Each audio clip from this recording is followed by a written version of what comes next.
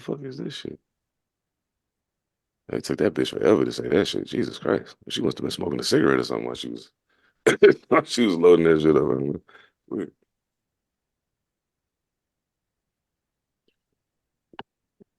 Ah, all right. I gotta get my mind right. Um, kind of hard to switch gears from punching motherfucker in the face to podcast, but here we go. Here we go. Oh shit. Oh man, like I ain't even gonna fuck around. Let's get to it. How y'all doing today? Welcome to the party. All right. Welcome to the party. Y'all know what it is. Pantha Politix Podcast. We back, man. Shout out to the brothers, ethemadassassin, Mojo Barnes. We in the building. I am, of course, Seven Da Pantha, aka the Carolina Hurricane Ridiculous Slang, aka your baby mama's favorite rapper, and a whole lot of other stuff you probably shouldn't call me to my face unless your knuckle game ill. And I just so happen to know a nigga right now who knuckle game ain't ill at all. I ain't even gonna get into it. I'm gonna just say niggas should watch the podcast and hear the intro, and maybe they shut the fuck up and not get knocked the fuck out. Anyway, so how y'all weekends going, brothers? How y'all living? All right. All right. How the fuck is yours going? Man, interesting morning to say the least. Interesting morning to say the least. Like I woke up this morning, I was in a good mood. You know what I'm saying? I actually got some sleep last night. You know, I got what I consider getting some sleep was like 5 hours. I got 5 hours of sleep. I was like, okay, I'm great. Like this is awesome. Woke up, everything was cool. My lady had to go to work. She forgot something. So I was like, yo, I'll bring it to you. I got time. Wait, I got plenty of time before the pod. I'll bring it to you. Got my shit together. Took her what she needed, went by the store. I get to the store, and there's a individual in the store who doesn't quite seem to understand the concept of, bro, you are holding up fucking traffic. Can you move? Like, what's up with it? It's one thing if you're having a transactional situation at the register. That's one thing. I get that. Shit happens. But when you're actively standing in the middle of an aisle and not moving in order to hold up traffic, purposely, that is a different conversation that needs to be had. I very simply asked the question, hey, yo, do you plan on moving today? Now, mind you, I didn't say it very nicely. Why the fuck should I have to? You know what the fuck you doing, dog? You know what I'm saying? Like, I said, are you planning on moving today? He turned around and made the world's biggest mistake you could ever make when you're talking to me. He put his finger this close to my face. So I proceeded to break his fucking finger. Dog, don't, I swear to God, yo, I don't be meaning to be, I don't want to fuck nobody up. I don't want to have to go through this bullshit, but you can't don't put your hand that close to my face. What the fuck is wrong with you? Like, but that wasn't enough. He proceeded to continue to talk shit. So, you know, I dug in my Bushido Brown bag, put him to sleep, and went the fuck home. Came the fuck home. This is a mutual combat state. You agreed to fight me, dog. I'm not going to jail. Yeah. Sucks to be you. Mutual. I can't go back to that store for a little while, but it's all good. I don't give a fuck. It's 100 more of them in the fucking city, so I'm cool. But like, yeah.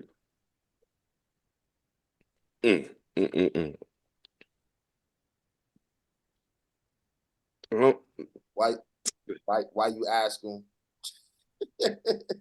Is he gonna move today? I don't know, man. I was hoping today was gonna be. I was hoping today was gonna be different, but you know, things happen. So I'm gonna get my nerve rectifier going, and we can get busy. So you needed that first. I should have smoked this when I woke up this morning. Yeah. Nah, man. Like, I think what's happening is, and I realized it the other day. The older I get, like the less tolerant I am of bullshit, yo. Like, and I already had a short fuse for bullshit since I was a kid. Like, it's even shorter now. Like, I'd be like, dog, I'm not getting ready to do this. I will fuck you up. I don't got time for this shit. Like, I won't walk away, and I know better, but I won't. I won't walk away. I don't want to walk away. I'm gonna be honest with myself. I don't want to walk away. I want to smoke. So, yeah, I don't know, man. Maybe I need a hug or something. We all could use a hug, man. Oh, shit. Word. Shit. Hugs feel good, man. That I agree with. Oh, shit. Yeah, talk about yourselves. I gotta open this fucking window. Give me a second. Talk amongst yourself. Oh, shit. And when I leave, come together like butt cheeks. Shout out to, who was that? Eddie Griffin that said that? Yeah. Yeah. Yeah. He was grits and gravy. Yeah. Yeah. Them high as shit, man. What you drinking today, man? What happened to you last week, man? Fuck it, man. You had a hangover, man. Yeah. Why? Why? I couldn't tell you. I didn't drink enough water. That's all I could probably say about it. Yeah, I mean that part's obvious. I mean, but like, what did you do? Like, nothing. I just drank. I just drank too much. What was you drink? I think it was a hurricane. Oh, you talking about last week? And I say a hurricane, and it's not ever usually a singular hurricane. I might enjoy 2.5. 2.5 40s? No. Hurricanes. Oh, you talking about the? Oh, okay. I know. Okay, I got you. I thought you was talking about the 40 hurricane malt liquor. No. I have yet to see one of those. I don't think I should ever come in contact with one of those. Nah, because you definitely a 40 nigga. Like, you know. Yeah. Your ass on. The only reason why I had the hurricane was because they sold out of the 40. It's like that's the one thing, huh? Would you want to? Would you want the Four Loco niggas?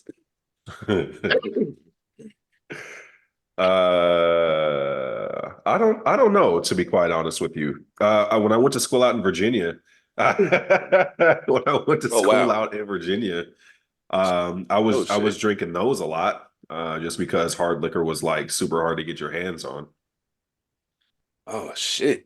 But then when I went to school at Washington State University, it was totally different. Like, nobody gave a fuck. You could tell somebody to go buy some hard alcohol for you. It was easy. So you didn't. I know you went to Wazoo too. Mm-hmm. So you didn't continue drinking the Four Loko when you had other choices. Right. Yeah. No. Okay. If I had the choice, I would have something different. But I have one stupid question to ask. Yeah. When you were forced to drink the Four Lokos, did you enjoy yourself? Yes. You're a Four Loko nigga. You are definitely a Four Loko nigga. That's okay. That's fine. Okay. That's fine. Man. It's all right. I don't know why I'm surprised by that though. Actually, the more I think about it, knowing you the way I know you, I really should not be surprised by that at all. But yeah, I for some reason I am. Used to pride myself on the fact that I would drink anything. Bro, you live a dangerous life. Well, I mean, I've seen better horizons, and I'm like, I only want specific things now. It's not like, is there going to be alcohol there? I'll consume it, whatever it is. It's like, no, if this isn't what I'm looking for, I don't want it. Right. Bro, experience better horizons. Yeah. I have grown as a man. Yeah, it's been about 13 years since I first started drinking for real. And yeah, it's like over time, certain things just taste better. Certain buzzes just feel better with certain alcohol. Mm-hmm. So Four Loko is like desperation, and I need to have at least like 2 bottles of water on standby with one of those. Desperation. That's what it is at this point. Shit. That's real shit. It's like people who I know who choose E and J now. Oh yeah, bro. People. You choose E and J now. I'm one of those people. I was thinking of people who would have grown out of that phase by now. So I'm thinking like, I see. But please, start choosing other things. You know what I would choose? I would choose Cavassier over everything. It's just it's smooth. expensive. Yeah. I ain't mad at that. I ain't mad at that. Which one though? You know, I don't know. Hold on. It's not the VSOP. Corvassier. Corvassier. That's how I have to pronounce it to people. Nigga shit, yeah. Like I go to the store and get the filet sandwich. You know what I'm saying? Yeah. Yeah, it's whatever it's just the standard, very special. Oh yeah, you guys can't see that shit at all. There you go. No, you got that alien shit going on. Yeah. Yeah. It's the new technology from Thanos. It disappears. Might as well get it. I already snapped this morning. If you ever get a chance, please explore the higher tiers of Cavassier. You will be amazed at what you taste. I want to do that. The thing is, though, I like the way that it tastes, and so I'm like, I want a lot of this. If I get something that's more expensive and it's filtered, if it's cured differently, I guess. I don't know. The higher, the special, the more delicious, I don't know. I don't want to spend a bunch of extra money and I'm consuming it all in like 2 days. You won't. Okay. You won't. Yeah, because I've seen it. Oh hell no. Nah, you won't. Like, I want to try this. And if you do, you got some different questions you need to start asking yourself. Oh well, my like, my do thing, I need help? Yeah. I was actually thinking the same shit. No, what's funny though is like I was always very honest and very open about the fact like I'm not drinking to enjoy the drink. I'm drinking to get drunk. So, I have heard you say that several times. Yeah, yeah. Okay, got you. So I mean, I'm not gonna front like I bought this because I love the way it tastes. Well, no, I mean, it's supposed to be a combo of it. You know what I'm saying? No, I get that. Yeah, I mean, as I've gotten older, it's definitely been, let me see what this tastes like, which has caused me to go towards Cavassier in comparison to other cheap alcohols. It started turning into let me try this out and see which ones I actually enjoy instead of just drinking everything because it's available. Right. No, I dig it. The XO is the one that I've seen, and I'm like, this is too expensive. No, get it. They have they call it a Cavassier Napoleon champagne cognac. That sounds crazy. Yeah, they got a lot of things. Napoleon champagne cognac. They got a $10,000 bottle of Heritage Louis Renard. Get your hands on an XO. Trust me, you'll be amazed. Oh, I want to bitch about something real quick. Distro Kid, how you doing? Oh, I'm pretty sure y'all motherfuckers ain't listening, but even if you are, I don't care. I uploaded Light Work to Distro Kid about a week and a half ago. To give it proper time so it would come out on February 5th like it was supposed to. Happy belated birthday to myself, by the way. I just realized I never, anyway. But so I upload the album and they won't let me add No C's name. So I have to put him as a featured artist on every track. But then I see there's another option to add him as an additional primary artist. So I did that instead and then put all the other features as features. Needless to say, the album showed up on my page on Spotify, right? Not on his. He's listed on every track as a feature, but it's nowhere to be found on his page. So any of his people who are looking for the album can't find it. So I go back in and I contact Distro Kid and I say, hey, this is what I was trying to do. How do I fix it? They said, oh, that's easy. Go to your name, put a comma after your name, and then type his name. I was like, word, say less. I only had to go back to the one spot at the top, put the comma, then add his name. Did that, hit submit. I was off to the races. Normally it takes about 48 hours for something like that to take effect. So I called No C and I told him, bro, don't worry. 48 hours, it'll all be fixed. 48 hours later, light work was no longer on my page either. Now there's a whole nother page, Seven Da Pantha and No C, and that's the only place you can find it. So I contact DistroKid again, and I said, hey, what the fuck happened? And then, oh, wait, I take it back. Not that time. That time, it was still on my page. It just looked weird. Like the way it was put up there, it was like our names were one word. And I was like, that's weird, but it still wasn't on his page. And I'm like, fuck. So I hit him again. Hey, yo, DistroKid, what's happening? Oh, whoever told you that told you some incorrect information. You need to go back to the primary artist thing, put your name, space, and space, no C. So no comma, put the word and. They say yes, put the and.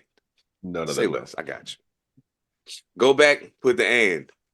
As of right now, today, while we're recording this, the album is still on that Seven Da Pantha and No C page, not on my page, not on No C's page.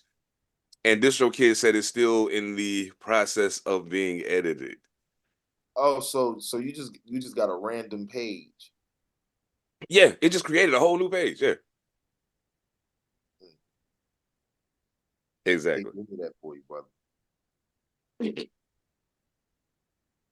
And the fucked up part is, it's getting spins over there. So if they fix it and that don't go away, I don't know, man. The ISRC code, the ISRC codes wouldn't keep the spins intact. Absolutely. Yeah, I'm not worried about the analytical part of it. It's just more or less just the where they find it at. Like, damn, you could just come here. You know what I'm saying? But now you got to go over here doing this other shit. What? That shit's wild, man. But yeah. So that pissed me off. But yeah, I don't know, man. I've been in a real, I don't know. What's the word I'm looking for? Real punchy mood lately. I don't know. My fuse been short. I never heard good things about DistroKid. Well, I mean, up until this happened, I ain't had no issues with him. You know what I'm saying? Like, this is the first time I've had a problem with DistroKid. Yeah. I've never had an issue. Anytime that I've ever worked with somebody, there's, it's been smooth. You do a feature and it's like, it does a split perfectly. All my music is up there. I mean, there's a lot of different avenues you can go to do it. DistroKid, I think DistroKid was the one that came along when, at the time when it first came, I think it was cheaper than the other option, which I think was most people were using TuneCore at the time. So like, so that's why I went that route. But yeah, like I said, I haven't had no issues with him until this. But I don't know, man. I don't know. I hope they get their shit together because I don't feel like taking no unnecessary trips right now.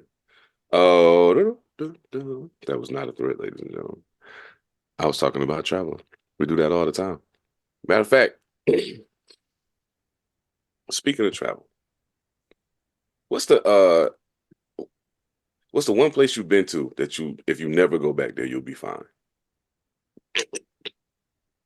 I always wonder this about people that go like travel at least a little extensively. Come on, out of state. I mean, it could be anywhere. I don't really have one. I got one. And the funny shit is, I'm about to go back there soon, but not by my own doing. But yeah. Well, I say this, like, I would have to associate it with a fucked up event. You know what I'm saying? So, nah, I can't say. Well, I'm saying for me, like, I feel it. Because I don't be going into shit with expectations.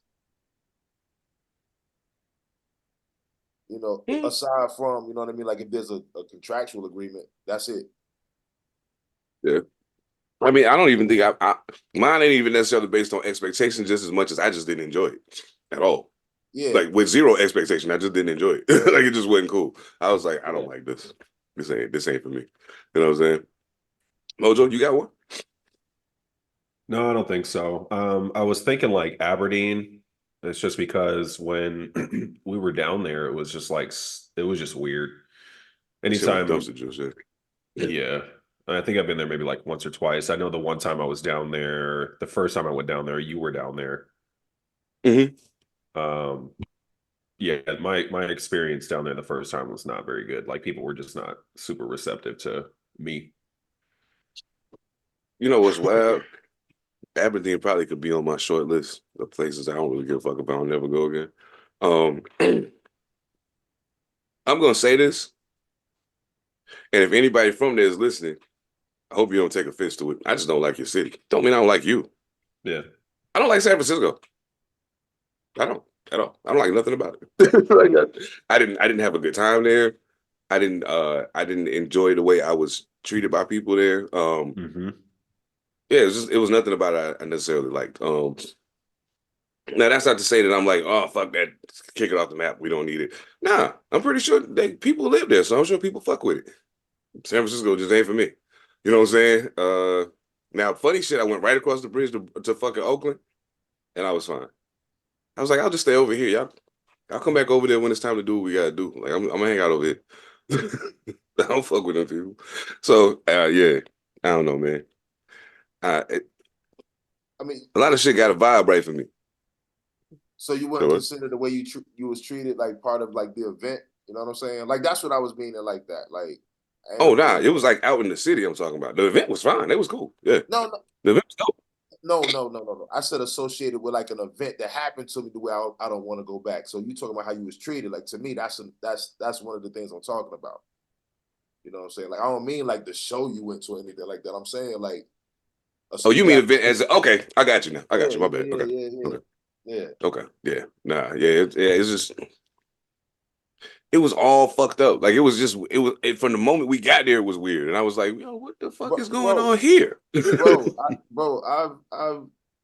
I've gone to sleep in a biker gang warehouse in Denmark Mm-hmm. while they stayed up and did crank all night. Crank, Fuck out of not Oh meth. shit. Crank. here. Crank. I'm about to watch that fucking movie when we get off the pod now, Real shit. nigga. Real shit. That was my Recently. shit. So, Recently. yo, that's what. So that was the last time you went out? No. Recently. Oh, But I mean, I'm saying like this wasn't no 15 years ago shit, no 20 years ago shit. This was recent. no doubt. You know what I'm saying? Oh Like, god. Yeah, that San Fran shit was just in 2016. Like that was. yeah. I gave it another shot. I went back and did another show. Same shit, yo. Like it just. I don't know. I don't know, man. I can't even put it in the fucking words to be honest with you. It's just something about that shit that just don't work with me. You know what I'm saying? It just don't work. I don't Was get it it. because of the outside experiences from whatever you were doing, or like from the event that you were participating in? Well, nah, okay, so the first time I was down there was on the tour with Raz and Macklemore. And so the event itself, the show was dope. The vibe inside the venue was cool. Outside the venue was a different story, you know what I'm saying? And then throughout the city as we was kicking it, because we was in San Fran for a couple of days, you know what I'm saying? Mhm. While we was kicking it in the city and shit, like we having fun with each other. Pardon me, but several of us are commenting on uh, several of us are commenting on how we ain't Childish. really, you know what I'm saying? We ain't really feeling the vibe, you know what I'm saying? So it's like, oh, this shit kind of fucked up. Like, you know what I'm saying? Just So our inner circle is cool. Yeah, now I know exactly what y'all are. I'm gonna keep going. But but yes, I mean like that fucked the whole shit up for me though. You know what I mean? I had what more fun in happened? fucking Biloxi, Mississippi than I had there. What happened? It's just okay. I went to several different, of course we from out of town, so we going to explore shit. As we walking around, like the looks, okay, of course I understand looks sometimes. We not from here. You obviously can tell we not from here. Looks, attitudes, the way people talk to people, the way you talk to me is big for me. You know And what I'm this saying? is Like, from everybody, not a specific like demographic. oh yeah, this is occurring as I'm moving throughout the city. It's not just one motherfucker. Like if it's just one person, I just beat that person up and then enjoy the rest of my time in San Francisco. But like, Sure. but you know what I'm saying? Like it wasn't just one thing that I could pinpoint and be like, oh, this one thing fucked it up for me. Like, nah, it was like the overall experience was just bad. And then I went back to do the second show and was like, okay, maybe maybe it was just the time of the year or something. I don't know. So I get there to do the second show and I'm walking around downtown trying to find something to eat, going to a weed shop and shit. And same shit, yo. And I'm just like, what the fuck is wrong with these people, yo? And at this time I was prepared because I drove down there. So like I was like, y'all keep fucking with me if y'all want to. I'm gonna tell you something good. It's about to get ugly out here. But I said, fuck it, went back and did my show and then got the fuck in the car and drove straight the fuck back to Washington. I didn't want to be there that bad. I didn't even stay in the hotel. I got back in the car and drove back immediately. I know You that know what I'm saying? So, you know what I mean? And we talking 12 hours. So like, it's like, fuck it. But yeah. Fuck that shit. I don't want nothing to do with it. Oh man, that shit's wild, bro. Oh, E, I just want to say you made my day. How? You always seem to do this shit. So I'm over here going through my situation that I'm going through this morning, and I'm thinking to myself, man, there's no way, you know what I'm saying, that I'm gonna be able to get my mind right to do this pod, fucking with these dumbass niggas. And then E sends this video to the motherfucking chat, and I said, I might be wrong. So hold on, which one? I'm gonna start here because I feel like laughing.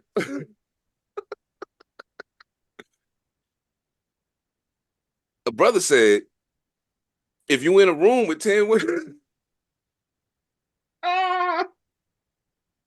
if you in a room with 10 women, 5 of their pussy stink. That's what he said. What? Now let me make sure. Let me see if I got the breakdown right. Hold up. He said, hold on. He said, hold on. He said the breakdown was it's gonna be 2. Oh, Yeah, that shit I was know hilarious, why. bro. I was like, yo, okay, 5 out of 10. Put 10 girls in the room. 2 of the coochies don't smell like nothing. 3 of them, they got a smell, but they don't stink. You hear him? Oh yeah, I'm When I listening. was a virgin, my first time having sex, she was a virgin too. Her coochie stink. So I got some more coochie, and it didn't smell like that. I don't think y'all know y'all coochies be stinky, but I think y'all know y'all coochies be stinky. Stick your fingers in your pants right now. Go in another room and ask somebody, there's no stink to it. And they be like, man, what the fuck is that? Yeah, stink. Yo, this nigga, wow.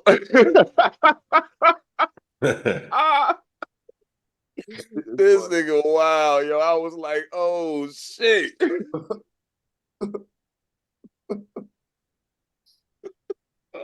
Oh shit. Oh shit. I needed that so That bad. shit's Oh my hilarious, God. right?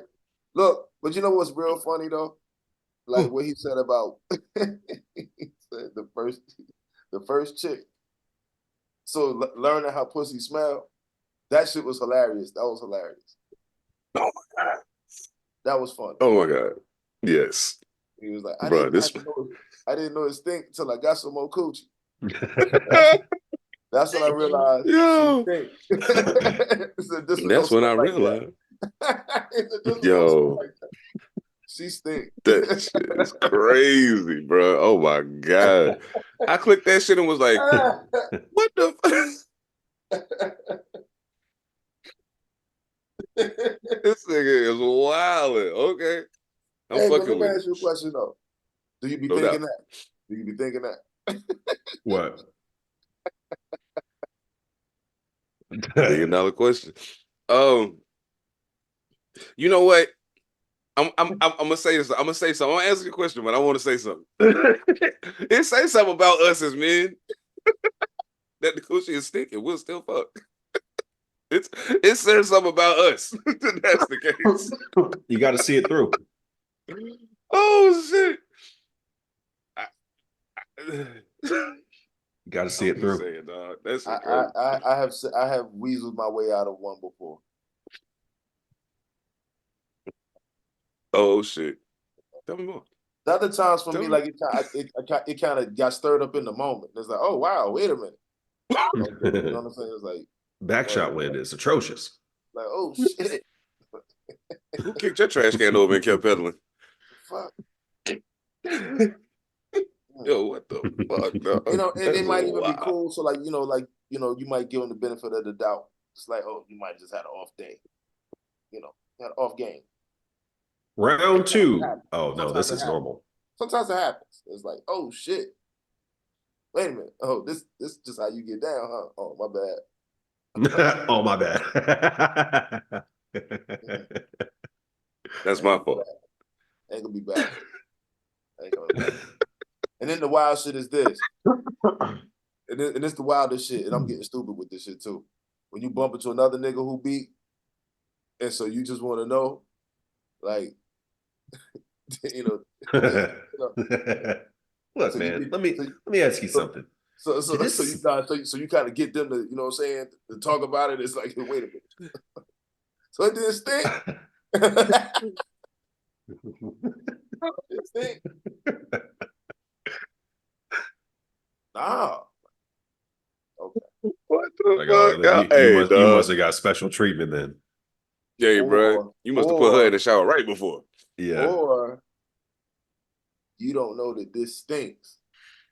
Because you don't know anything different. Maybe that's the norm for you, yeah.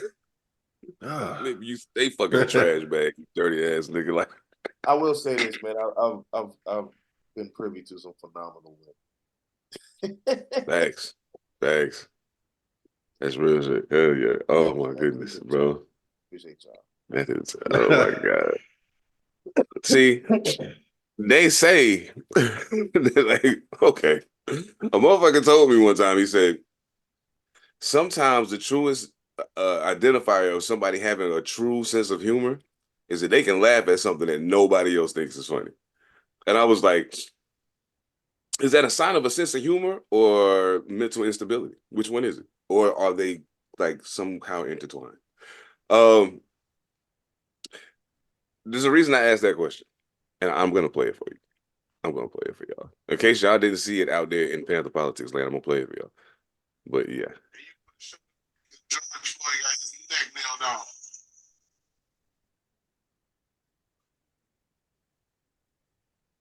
Oh, joke. It's a joke, man. I would have never nailed on George Floyd's neck. I would have shot that nigga. That was making us look. You get your ass up there. Hold on. Never knew on George Floyd's neck. I would have shot that nigga. That was you get your ass up there. It's called comedy, nigga. I remember black people like that might leave.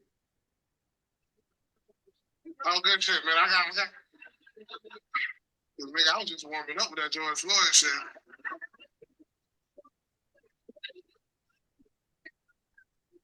You ready to go? All right, baby. Okay. She said you took it. All right, you offended too, baby, with the breeze? You offended too? God damn, man, stop. Y'all good? Or y'all The fuck? So what was the joke? Because I didn't understand it clearly. He said. So he started. Oh, my bad. Go ahead, bro. Good. No, Yo, so the joke was he, like, it kind of cuts. The video starts like midway through him saying, like, basically, like, I wouldn't have kneeled on George Floyd's neck. I would have shot him. Mm-hmm. And it's just some stupid George Floyd jokes. Some shit that's just not funny, inappropriate as fuck. So some people in the crowd, they got up and left. It's a stand-up routine. Right. But I can't even say routine, like, because like he does like roast battles and shit on stage and stuff like that. Yeah, people got up, they got offended and walked out. You know what I'm saying? Like, it's fucked up because like you can only hear one side of it. If you see the video, whatever video you see, you're gonna see the captions of the people talking back to him. Yeah. You know? So you went too far for that joke, shit like that. You know, like, gotcha. You need to know what you're talking about. I will say, Salute to those people who got up and walked out. Because I would have got up too. I wouldn't have followed y'all out the door, but I would have got up too. Believe you me when I tell you that. It's a lot of shit I think funny. Other people don't think funny. Nah. Like, oh, you would have shot him? You want to know what it feel like? Nah, it wouldn't have been that serious. But yeah, I know I laugh at some shit sometimes that other people don't think is funny. I have a very twisted sense of humor, and I'm aware of that, and I'm okay with it. But it's certain shit I just don't do. It's certain shit I don't joke about. Certain shit you as a black man shouldn't joke about. Like what? Rodney King made himself a joke, which is the reason why people joke about it. He did that to himself. With his can't we all just get along bullshit and all the other dumb shit he did after he got that money from them, even though them crackers got off for killing him. He made a joke of himself. So when niggas started making jokes after that, for whooping his ass, for whoopping his ass. Yeah, not killing him. Yeah, not killing him. Nah, my bad. I'm we all PTSD, dog. PTSD, you're on one. No, you're on one. PTSD, bro. Yeah, I'm PTSD, bro. It's a reason, yo. I realize now that what my mama always told me was true. You know what I'm saying? She was like, God got a plan for you. God got a plan for you. And he gonna put you where you're supposed to be. Because that God knew I did not need to be in that motherfucking room where that shit got said. Dog, listen, comedians, I appreciate your craft. I love to laugh. I love to watch stand-up. I do it. I watch probably 2 stand-ups a week. 9 times out of 10 if I got time. I enjoy comedy. I don't like to censor people or lean on, like, as a rapper, it's hard for me to be the censor nigga. You know what I'm saying? I can't do that. But some of y'all niggas need to get punched in the throat for that fuck shit y'all be saying and calling it comedy. I'm gonna just say it. Fuck it. Look, man, this shit's not funny, bro. You can't make a fucking joke about George Floyd. What you gonna do? Joke about Sandra Bland next? You gonna make a Breonna Taylor joke next? Somebody gonna break your fucking neck. You might want to watch what you say. These people's deaths affected whole communities. A whole nation of people moved because these people were murdered. You know, I'm glad you said that, man, because I've not always, but like over the past years, everybody, you know what I'm saying, trying to cancel comedians and shit for shit they say and they reasoning being, hey man, it's comedy, blah, blah, blah, blah. I never felt that comedy is a good excuse to be able to say anything you want. You know, not just, I'm playing respectability here, you know what I'm saying? But it's like, come on, like, you know, can't we all just get along?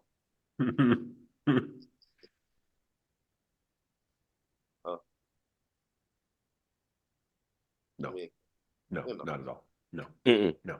But then it's like, who's to say what's appropriate? Like it's fucked up. It's fucked up, man. Mojo, run for president, man. I'm on it. Run for president. His slogan is gonna be 40s for the shorties. 40s. Yo, it'd be the first motherfucker to throw a cookout on the White House lawn, passing out 40s. Mm-hmm. Old English, sponsored by Old English. America's choice. DC, so he passing out joints too. The refrigerator truck pulling up. They ain't gonna have no weed. It's federal. They ain't gonna have. I'm gonna have California Love on repeat on a big party bus. Only drink being served is 40s. You can't listen to anything else. He gonna have to drive through the city in that motherfucker. It's gonna have to be a party bus for real. Yeah, that's fine. California Love is the only song that's gonna be playing. He gonna be on top of that bitch like Teen Wolf. Out on bail, fresh out of jail. Yeah.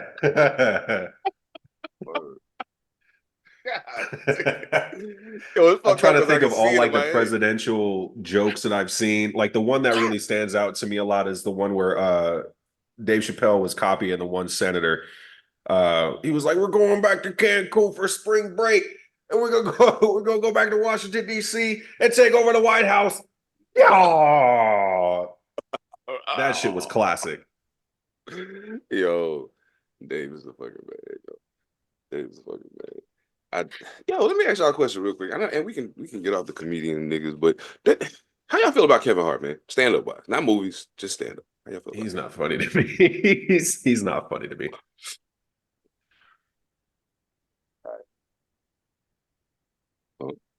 Yeah. Okay. Means like, he's not funny. A lot of comedians don't make me go far. Anyway, I really just appreciate the thought in it. I don't be like just dying laughing and shit. You know what's funny? That'll make me do that. Oh yeah.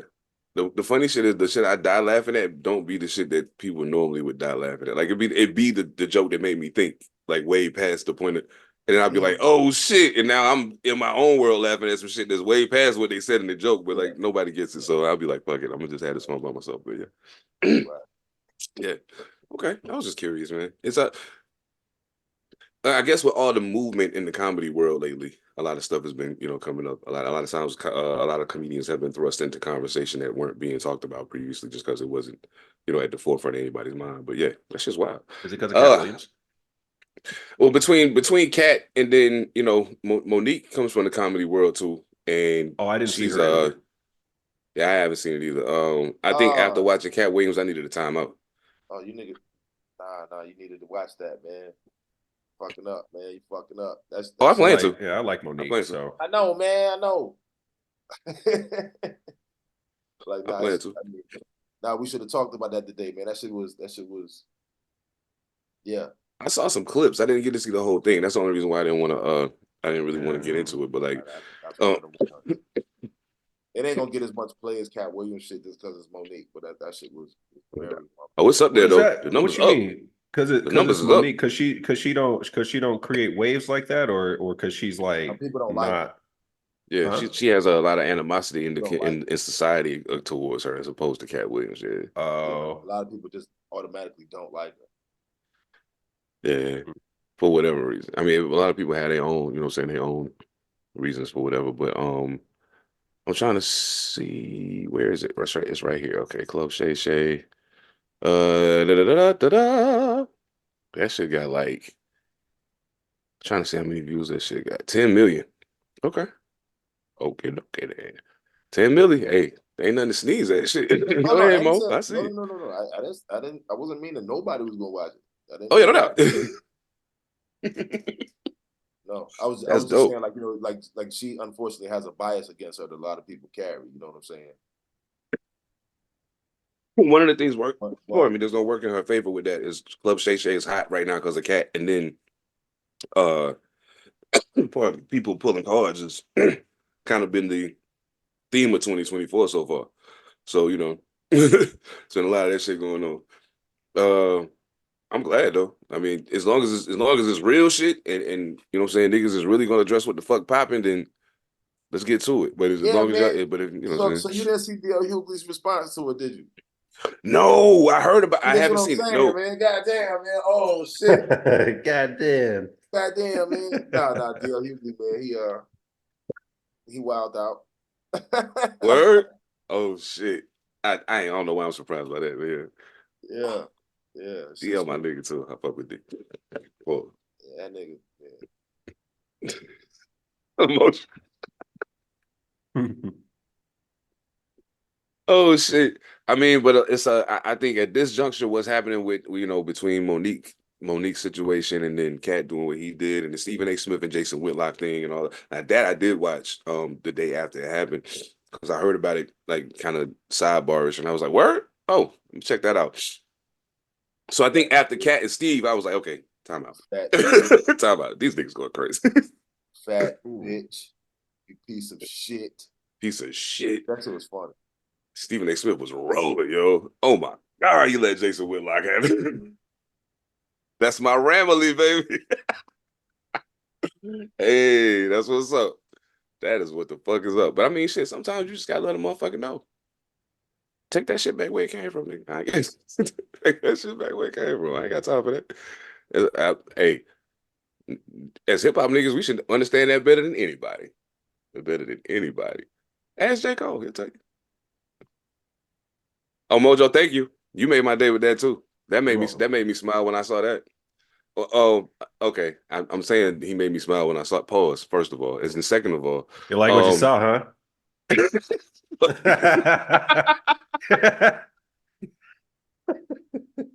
What about it was so great? Y'all been oh rattling my them. god, Y'all been rattling them off. I'm just like sitting there like so many pitfalls. yeah, no doubt, no doubt. I know, and you know what? I've been making a many conscious details. effort not to OD on the pause and shit. So like, I be hearing myself say shit, and I'm like, I want to say it so bad, but I can't do it. Nope. This shit crazy, man. Oh my god. But yeah, so Mojo blessed me with this amazing video of J. Cole on stage doing his motherfucking thing, and then all of a sudden something comes flying up on the stage. And at first I didn't know what was going on. But then I read the caption and then read Mojo's question that was attached to what he posted, or what he had shared. And I was like, oh, so apparently while J. Cole's in the midst of doing his thing dressed like a hobo. I just wanted to put that out there. Cole, I understand what you be on, bro, but come on, man. You on the stage in front of hundreds of thousands. But you know what? They still show up for you knowing you're gonna come out like that. So I guess it don't matter. He But just wants to be comfortable. yeah, I'm comfortable, but I don't never mind. Yeah, we ain't gonna get into that right now. This is not a fashion podcast. So apparently someone threw their demo on stage to Cole while he was performing, and he very smoothly made a circle around on the stage in his smoothest hip hop way, and he turned and he politely kicked that shit back the fuck off the stage. Oh shit. Not Oh, before that shit. saying, USB flash drives work, Yes. which I would agree. I think that it probably would have gotten lost on stage had he had tossed a flash drive, but at the same time, you have now wasted your money on a jewel case because the cover has popped off and the plastic is super delicate. On top of that, it's got J. Cole's footprint on it and is now in the hands of a J. Cole fan and not J. Cole himself since it got slid off the stage. My question in regards to that whole thing was, when is it appropriate to try to slide an artist your demo, knowing how like difficult it is to have your music heard by these larger names? When is it inappropriate to throw your demo at an artist? I mean, in regards to this, not the right time. He's doing his job. He's trying to rap. I'm He's gonna not let gonna you do stop. this. Yeah, he's not gonna stop mid concert and be like, let me pull out my CD player. Right.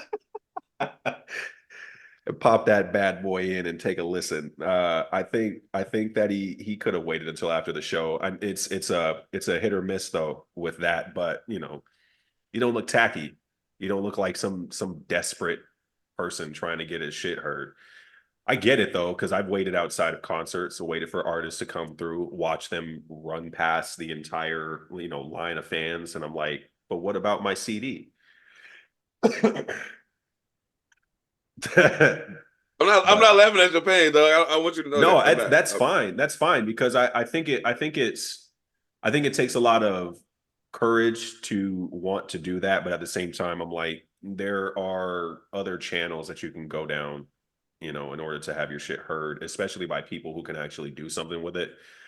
I've learned uh just from watching, big artists and trying myself to get my music in the hands of these artists that is not like the way to do it. It's been done and some people have been able to do it before, but that's not like the proper way to do it. I feel like if you're trying to get your shit heard by an artist who at one point was doing the same shit and may not have the same like pull or power you think that they have, you can get the same energy by trafficking it to people who will actually play your music, because it's about building your fan base, right? It's about building your fan base and just being consistent all around on there. But I wouldn't suggest throwing your CD onto a stage when one person is holding the attention of thousands of people. He's not going to pocket your shit and be like, "Thanks, bro. I'll check. Even I'll if give you this a dress like listen." Tyrone Biggums. Yeah, he's got other shit to do. But it also was triggering for me because I did the same thing with somebody local, and the same shit happened. I don't remember what this. I know it was outside of Vermilion, like 2012, 13, and this was like my first real experience with somebody like declining my music. I gave this dude. I didn't have a jewel case, by the way. It was just one of those paper sleeves with the plastic on the front. But I gave the dude my CD like before he starts another song. I'm thinking he's done with his set, so I'm like, "Yo, man, I really like what you did. I would really appreciate it if you listen to my music." And he's like, "Okay," and then he goes back on stage and he's looking around, pretending like he doesn't have my CD in his hand, and then throws it to get it out of iShot. And so I'm standing right next to this man, and I go over and I pick up my CD. I said, "Oh, okay. Okay. I see. I see. You're a piece of shit. You're a fucking asshole." I hated that, Should have bro. Like skinny that black shit, that motherfucker. man. It was a different time. It was a different time. I was like really I was more like disappointed than like pissed off. Because I'm like, damn, bro, like you don't know what the fuck I've done to get this music onto this CD. You don't know what I'm saying. You know what I mean? Like you have no idea what Yeah. the background is behind this. And he just tossed You my got no shit. I respect picked for it the up. investment that went into it. Yeah. Right. Yeah. Like I'm trying to get to where you are, and you're not even anywhere higher than me, really. You just, had an opportunity. But I felt like it was sweet justice because there was like one day I see him like years later, and I'm rapping in his face. He was like, "Wow, man, that's pretty good." I said, "Thanks," and I walked away. That's great. I said, But "Thank you you." tried to give him your music during his show. Yeah, yeah. And I didn't. And this is a younger me. This is the me that would have been the guy throwing the CD on the stage. In 2020, going up until now, I would never do that shit because at that point I've gone through so many shows and I'm like, I'm doing something. Like I'm working right now. I'm not like, let's say I'm working because I work at Geico. Let's say I'm sitting at my desk. I'm not going to sit here with this person and try to run through the best way to get him a better deal on his policy because I don't know how to do that shit. Like that's not my job. And I'm currently trying to help you out with you not knowing how to drive. So I don't know.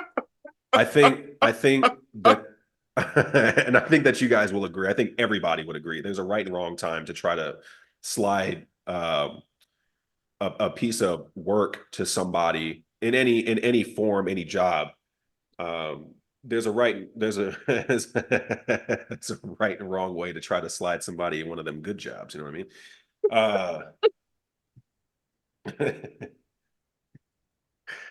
But yeah, I mean, I'm kind of going off on a ramble here, but yeah. Yo, that's crazy. Oh my God.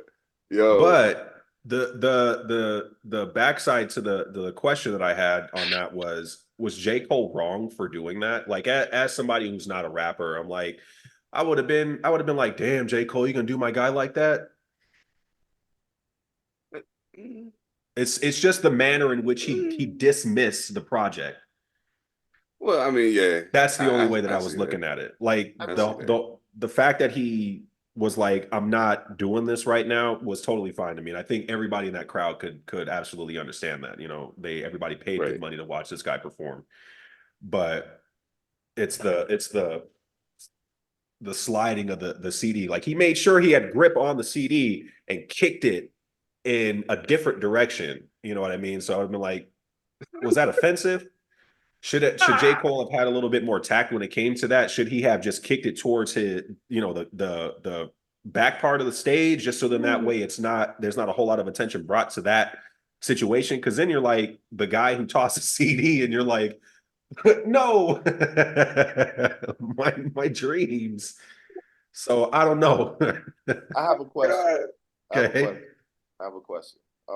Because I'm just not watching it. Okay. I couldn't hear it because obviously we're doing. Did he address it verbally? Yeah. So the CD gets tossed on the stage, and he's like, "Damn." He said a couple things just in regards to like him being surprised that had even happened. And then he makes a comment about the fact that it's a CD, says, flash drives work these days. And then I don't remember the name of the song. Kendrick Lamar remixed it, and it was called Black Friday, but it's that song. And just continues to do what he does. Right before the song drops, he kicks the CD off the stage, and then he's like, "Let's get into it," like it didn't happen. Gotcha. Yeah, I was gonna play it, but he described it very well, so never. I mean, there's a couple of ways to look at that, man. First of all, I just look at this shit like this, though. You do the shit on my stage. Mm-hmm. However I dispose of it is how I dispose of it. You're in my house.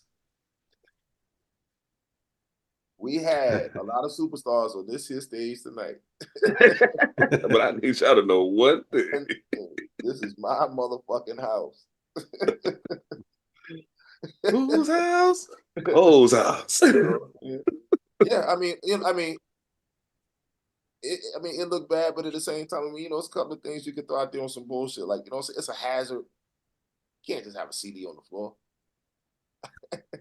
I feel like that's like bottom of the excuse list, or like I just didn't want to trip and fall. You saw how easily I slid that CD off the stage. No, that's if you choose to explain yourself. Got you. You know what I'm saying? Like, y'all niggas on the roll today, boy. I ain't explaining myself. Fuck that. And he shouldn't have to. I get that. Yeah. Nah. You know what I mean? Like Cole gave you a lesson, brother. What the fuck are you doing? Where do you really think I'm gonna play this? Like, nigga, what are you thinking about? It don't matter. I'm gonna give this to my DJ right now. But hey, put this on the Serato. You know what I'm saying? Where am I gonna play it? Play it for everybody. I know. Yeah, that's the thing too. Let's say he wanted to make this guy an example. And this is like if J. Cole was like super petty about it. He's like, sure, let's play this shit right now. And it's fucking garbage. Oh, man. Yo. Oh, man. Boo! Nah. Like, what if he asked the crowd? What do you think? That would be worse. You got his friends standing next to him trying to like separate. Yo, that would crush his whole world. I would totally do that to a nigga too. I sure would. Yeah, that's a good idea. Sure would. Hey, but you know what though? I mean, you know what I'm saying? Life is not about participation trophies, man. Sometimes you gotta lose. Thanks. Yeah, because then it all depends on how you're going to respond to it as well. Are you going to take that as a lesson? Like, okay, I could have done this better. I could have saved myself the embarrassment. But then maybe I don't. But check it out though. So obviously, let's say it goes this way, where everybody's like, "Oh, this is trash. Get this shit out of here." Is everybody gonna look at J. Cole like he's wrong for doing that, for playing? No, hell no. I mean, I think there's always gonna be somebody, but hell no. I think they will. Word? We're looking at him we asking about him kicking the fucking CD off the stage. I don't give a fuck about him kicking CD off the stage. True. Okay. No, I'm just saying it's yeah. I didn't say you care. I'm saying, but we talking about it. Like, this shit is a topic. Yeah. Oh shit, no doubt. No, he definitely would have gotten some backlash. Like he probably would have been in the media. Gonna look at him like he crazy for doing that shit. Mm-hmm. The only thing they'll do is if it's actually dope and he fuck with him after that, then he'll get, you know what I'm saying, like it'll just be all accolades. But if he fuck around and that shit trash and everybody clown that shit, they're gonna look at J. Cole wrong. That's fucked up. Man, I think it's crazy. You got a point, but I think it's crazy because, okay, first of all, to answer the question first before I say anything else, I absolutely, positively, beyond any shadow of a doubt, love what J. Cole did. Yo, you just word. That's what we do, man. I can't do this right now. Get the shit the fuck out of here. Come on, stop playing with me. he was way nicer about it than I probably would have been, to be honest with you. So I mean, like, and it's not, and the fucked up part about it is I'm saying that as an independent artist who ain't on. You know what I'm saying?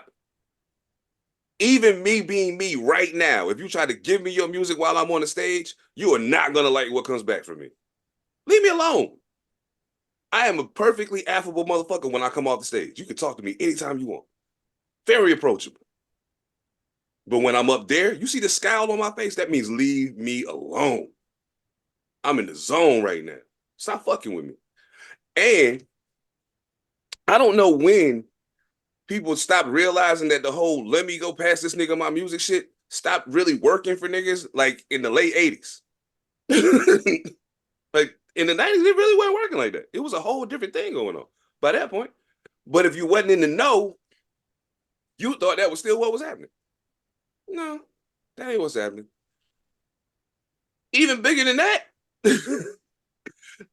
I'm gonna give all y'all niggas that's artists, aspiring artists, I'm gonna give you a lesson real fast right now.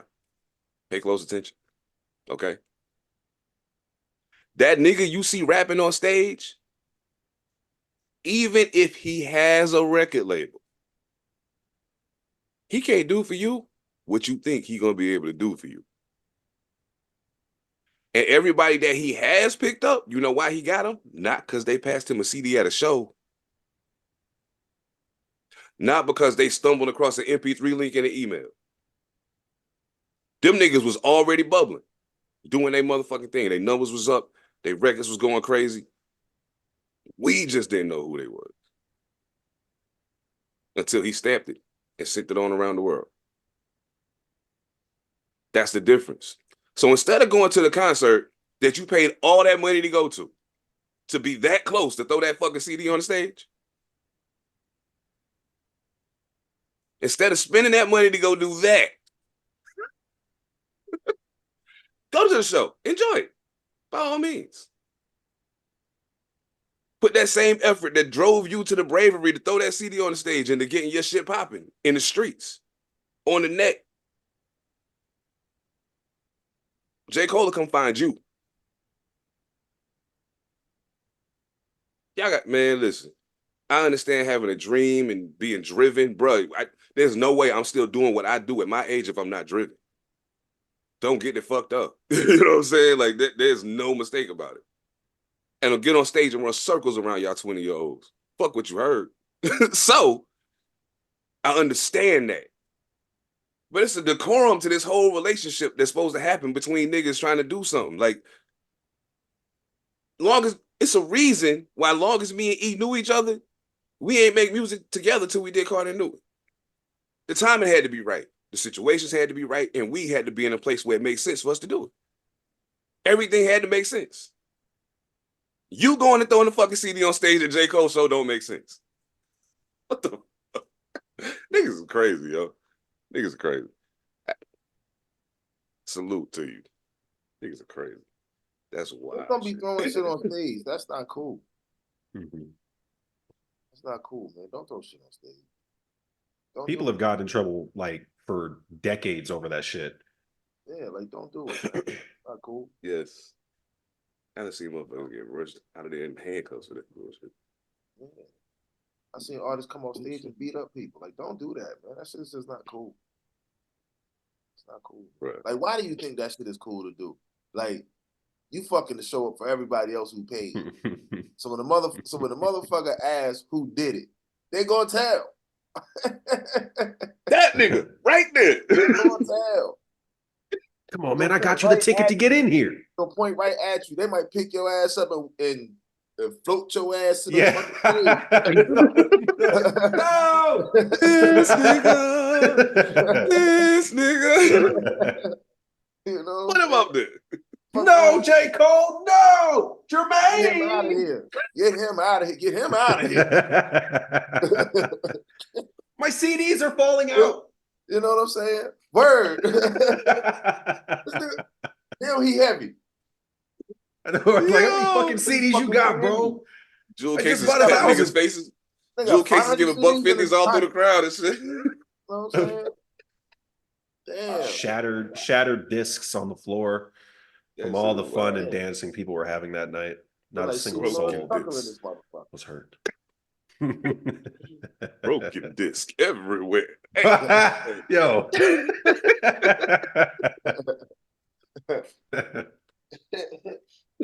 I'm high, man. My bad. No, that was a good one. I'm broken discs everywhere. Yo, that shit's dope. Oh my god. Yo, man, yo, please stop throwing shit on stage. Yeah, please. That's not cool, man. Oh my god. That shit is like when we was in school and shit, you might have been the nigga or you had a nigga with you who would just grab a chick ass and it's like, oh shit. And she turn around and think it's you. Yes. I have never been in that situation. I never am near people who do things like that. I like how you put that. Oh, yeah, you're a predator.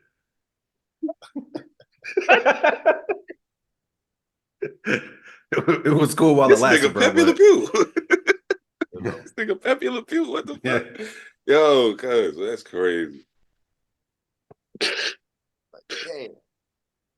No, I mean, I've never been in situations like that, so I can not understand the difficulty people must have with trying to explain that it wasn't me.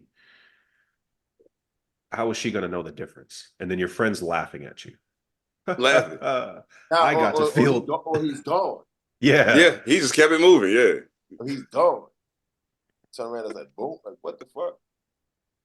Oh my goodness. No, I'm gonna be the one that's gone. It's just bad. Yeah. It's bad. That shit is no good. Damn, I wonder, was that an East Coast thing? Or did that happen in your school? You just wasn't around niggas that did it, but I just wasn't around people doing that. Oh, you're shit. serious? I thought you was bullshit. I'm dead serious. Yeah. Oh. No, I was joking. I was joking when I was like, I've seen people do that, and I'm like, oh, you're a predator. That was a joke. No, I've definitely seen it happen. I've definitely, heard about it happening. The shit's happened in music videos. You know what I mean?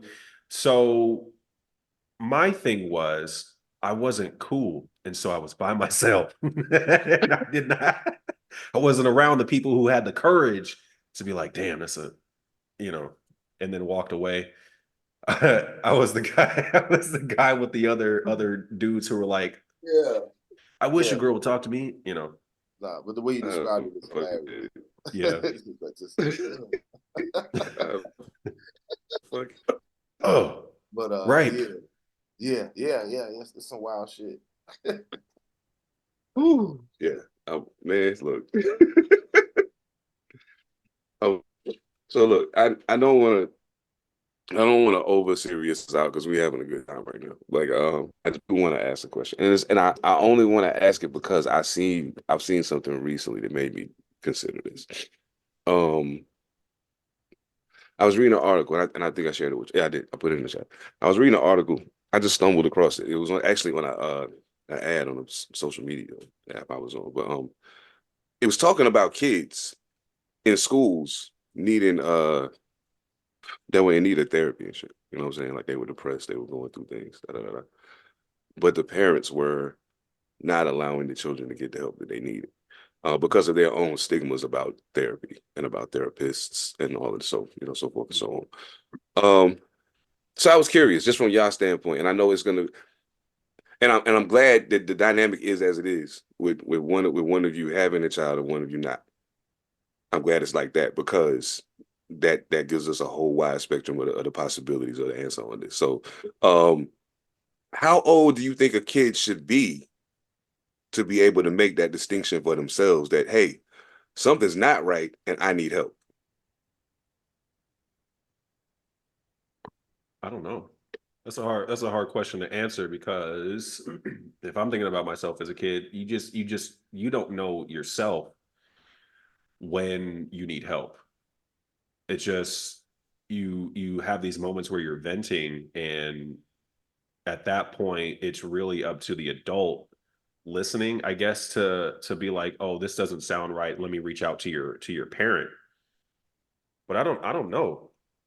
I think once a kid is old enough to really understand that it doesn't feel right, that they should probably then ask, but I don't know. Yeah, I don't think it's no set age. Like,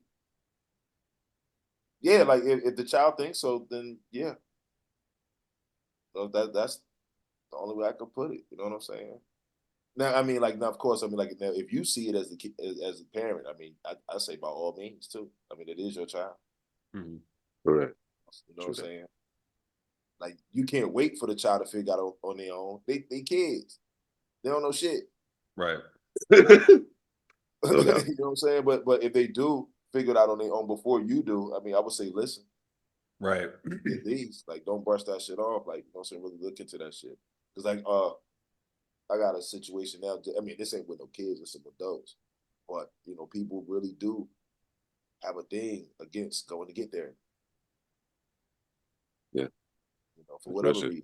You know, whether it be like I don't know what to say, or I don't want the people out of my business. Like, whatever the fuck it is. You know what I'm saying? People got all type of reasons to not go. You know, so go, man. Fuck it. Go. Yeah. Fuck it. New Year's resolution. Yeah. Fuck it. Yeah, go. Do it. Yeah. I mean, it's I think I was curious as to your perspective on it, because in the article there's a young lady who's early teens.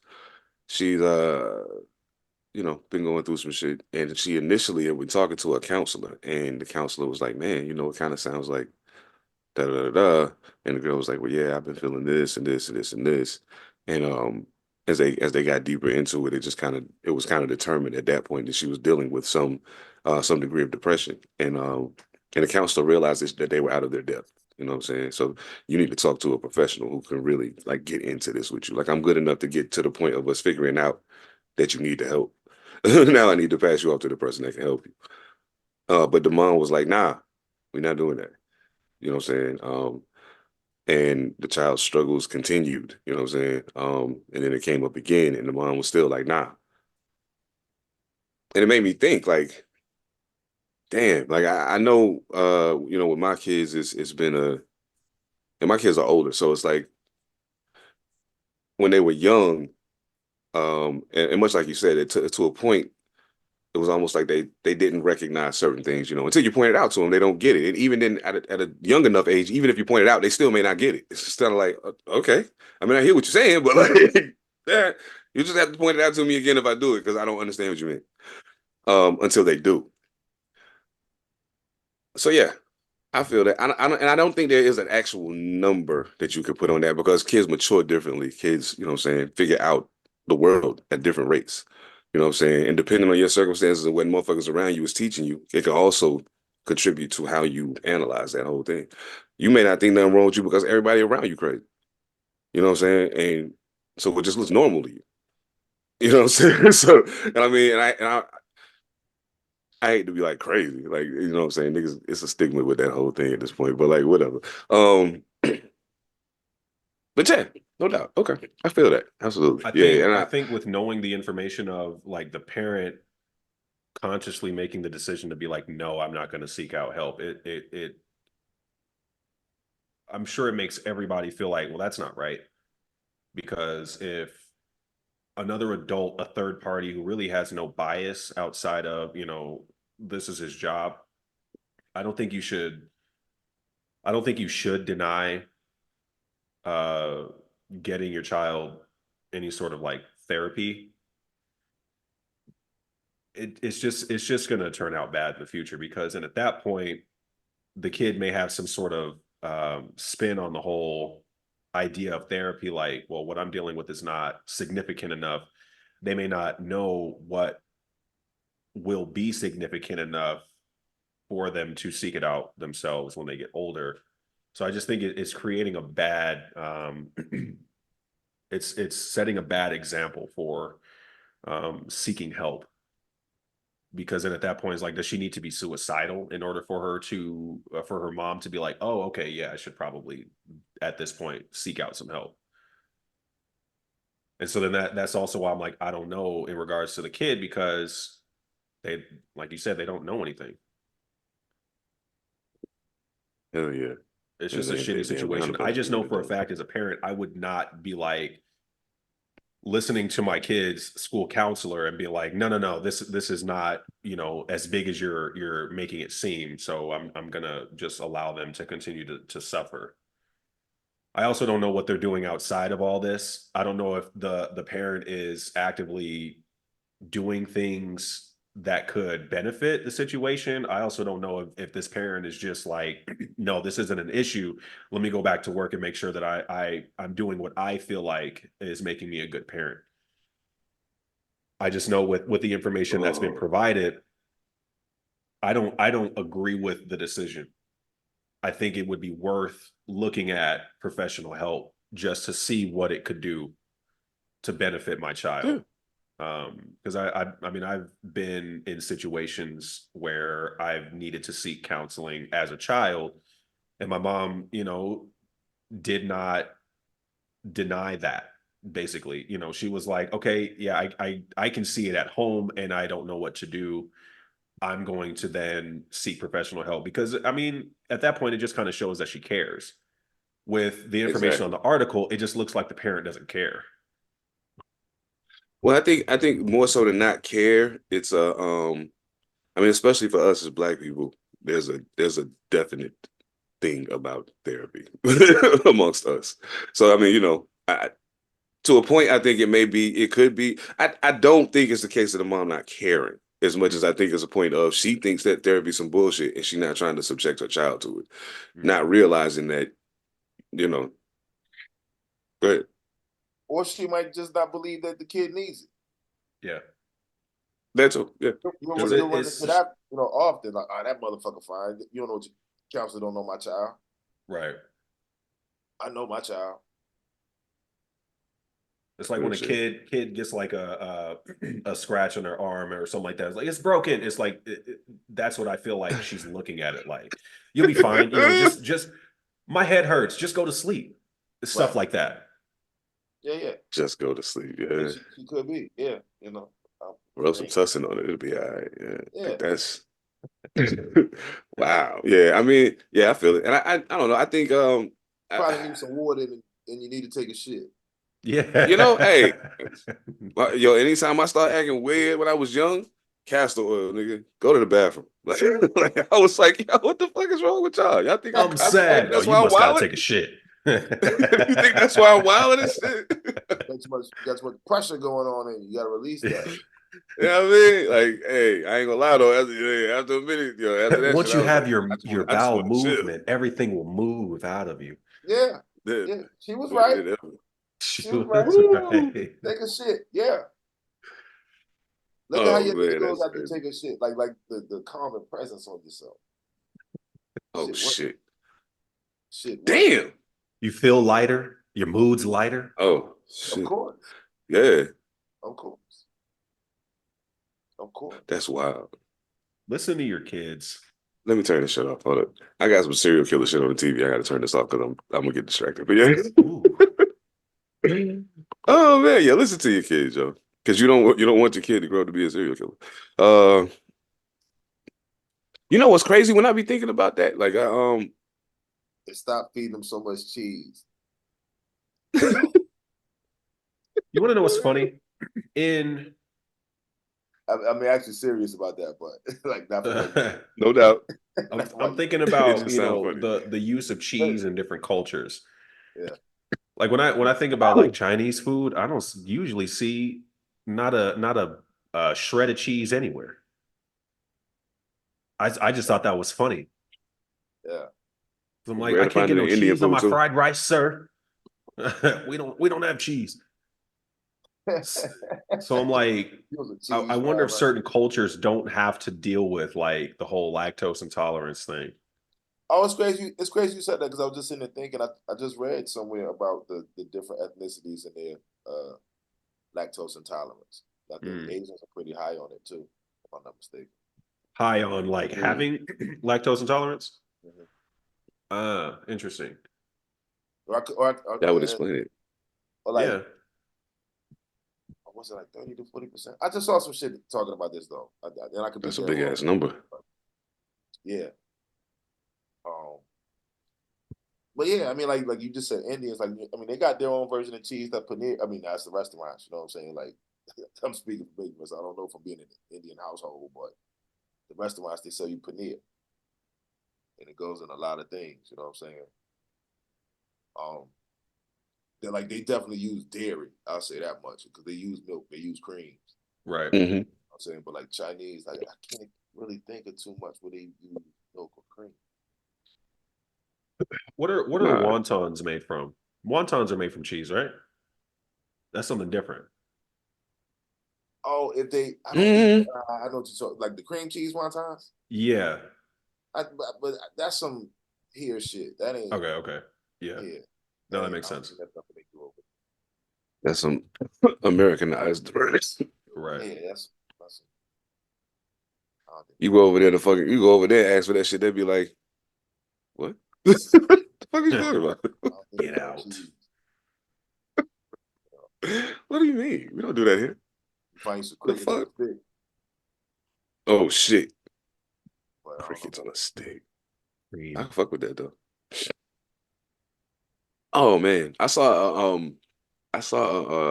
And again, this goes back to my weird fascination with serial killers.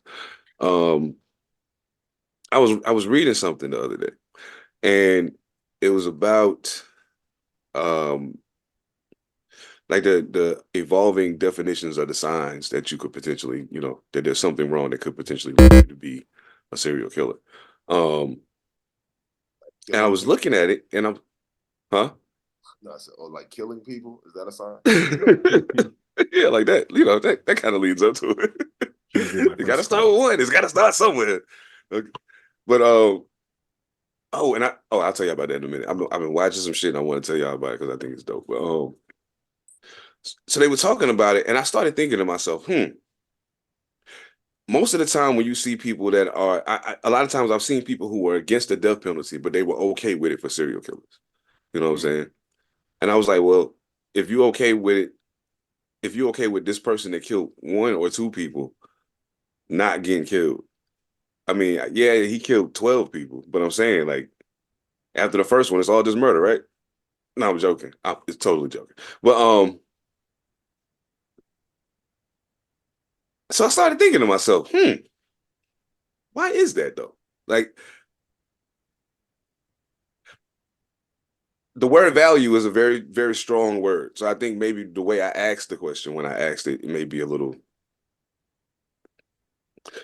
maybe I'm right. I don't know. We'll see. So my question was, do people value people such as serial killers, serial murderers, people who commit acts of terrorism that kill lots of people at one time? Um, are those people looked at different on the scale of human value by most people? Just from your observance of how people, if you had conversations with people around these things or whatever, and I could be way off, and this could be a 45-second spit of me saying what I'm saying, and then y'all be like, I don't know, and then we go into some other shit. But I'm just saying, I'll be on some wild shit, so I just want to, just curious.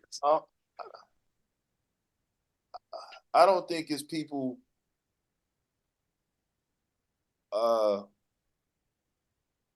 not having human value. That I don't think that they feel that these people have less human value. I just think they're more happy about doing the punishment. I hope I said that to make sense. Like, you know what I'm saying? Like, I feel it. Yeah. I think they're more in the eye for an eye aspect of it than they are about, oh, he's less of a human. Like, they already gonna think that shit anyway, but like they're like, oh no, you killed 20 people, we got to kill you, bro. I think it's more wrapped up in that. Mm-hmm. Okay.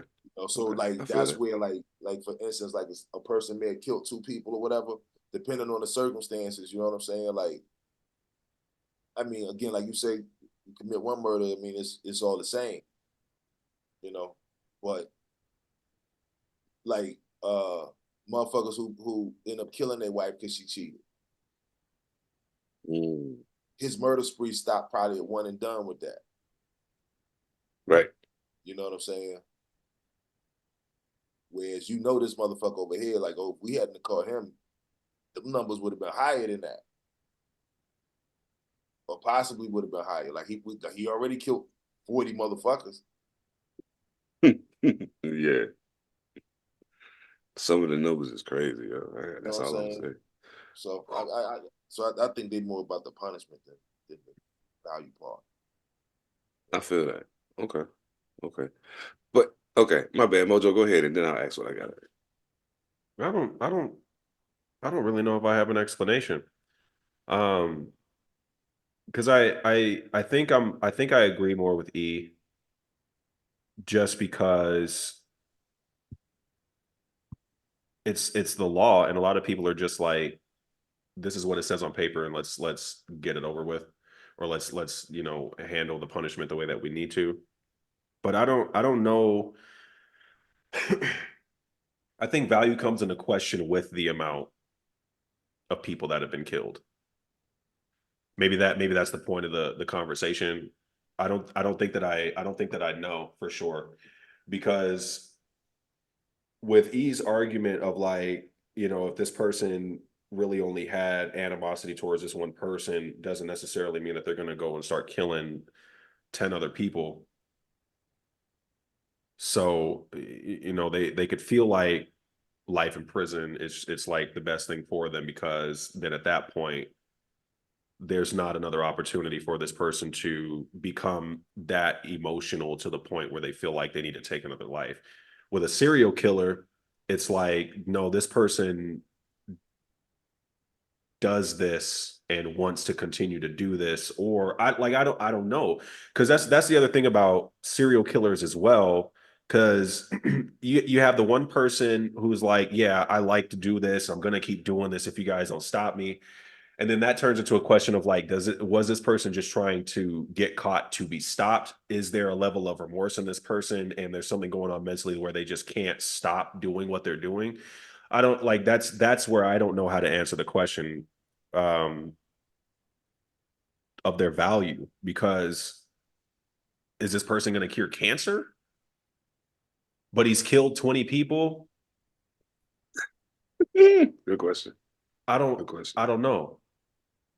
I feel it. That's why I don't handle the law, because a lot of it is going to turn into like personal feelings too. There are some judges I know for a fact who are pushing their own agendas with the way that they feel about, I don't know, murder, or depending on who was murdered.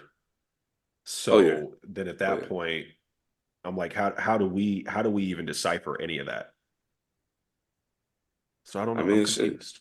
I'm That's confused. I don't yeah. know how they figured it out. I Valid don't know point. how they even came to the determination that, like, death penalty should be a thing, or how do they measure what is impactful enough to the point where it's the rest of your life in jail versus, no, you've got to go right now.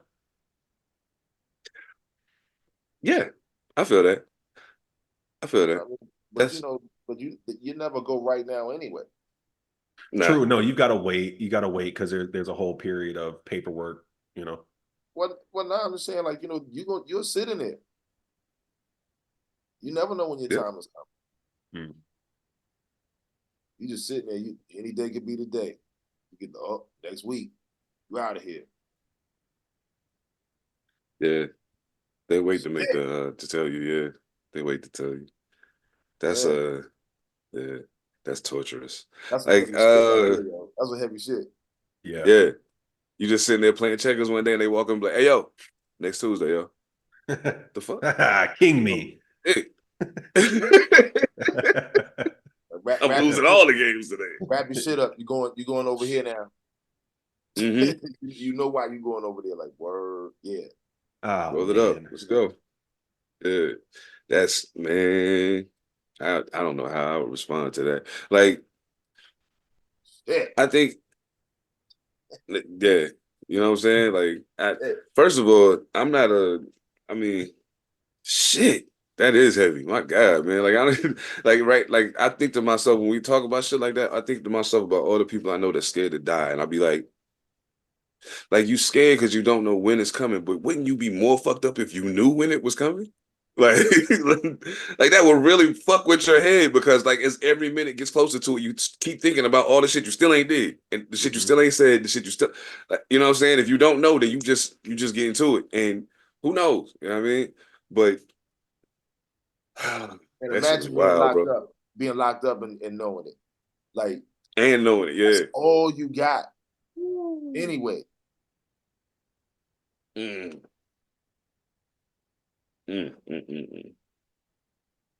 It's crazy. So for all you parents out there, listen to your kid's counselor. Yeah, so they don't end up serial killers and end up doing this shit we talking about right now. Like that, like, yeah.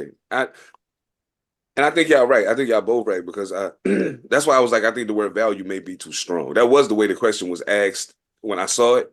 But I did think maybe that word might have been a little too strong. But like, I can agree though. I don't think it's a matter of, the only way I can see it is you showed a above and beyond, like an exponential disregard for human life. So like, the person that killed one person, you can go to jail for life, and that way, you may not have killed nobody ever again, but you need to sit down and reflect on what you did. You know what I'm saying? As opposed to you being out here just living it up, just because you only killed one person, that you still committed murder. But you, Bobby Fishhook, you killed 120 people.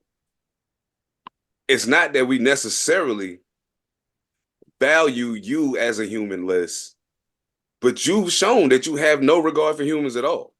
Like, no, at all. You killed over 100 people. Like, what's the point at this point? Right. At this juncture, why are you here? You know what I'm saying? Yeah, so it's dangerous to have you outside. Yeah. You are, you know what I mean? To the public.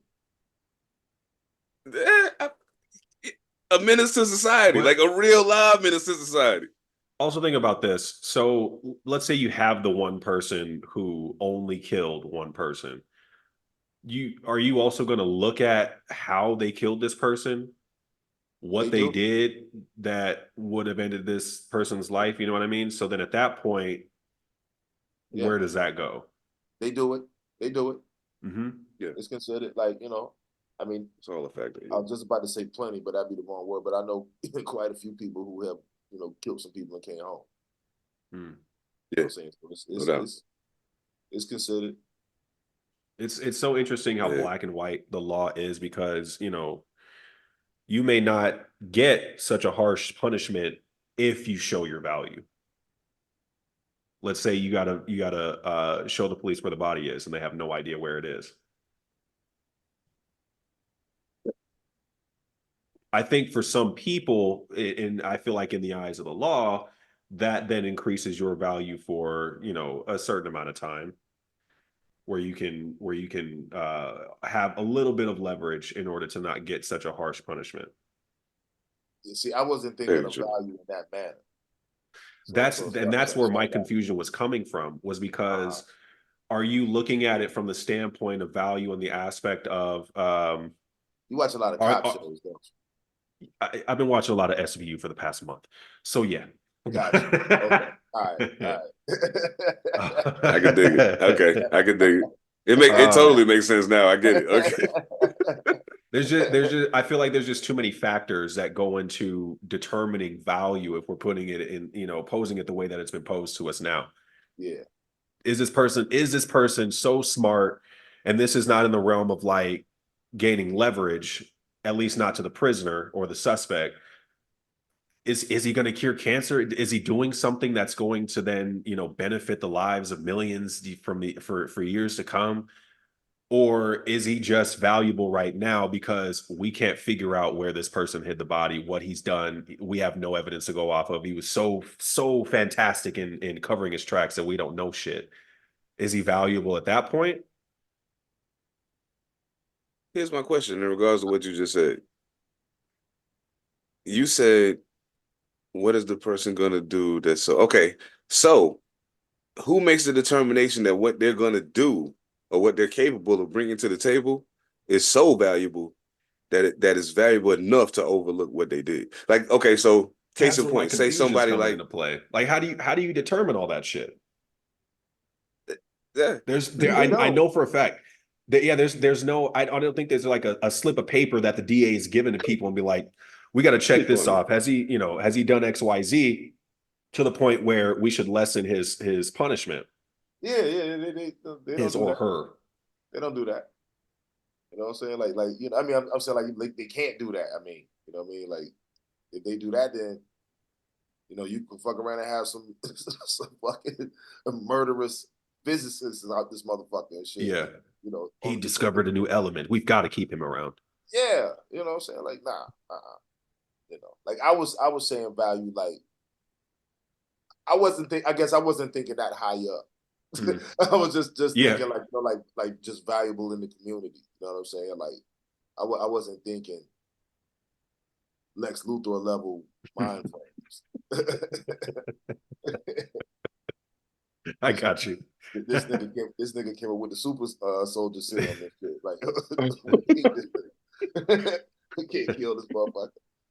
I know how we're gonna stop the squirrels. He knows how to drop the Hulk. Nah, we can't do shit with him. Hold on, you know. Can't lock him away. What are we doing here?